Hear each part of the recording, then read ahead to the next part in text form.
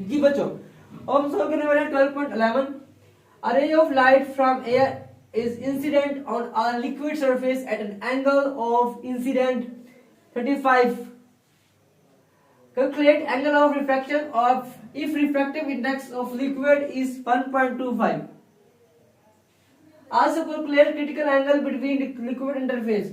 हवा से रोशनी की रे एक माया की सतह पर टकराती है और 35 डिग्री का एंगल बनाती है। अगर माया का रिफ्रैक्टिव इंडेक्स 1.2 हो तो एंगल ऑफ रिफ्रैक्शन मालूम करें। नेक्स्ट, हवा और माया को मिलाने वाली लाइन का क्रिटिकल एंगल भी मालूम करना है हमने।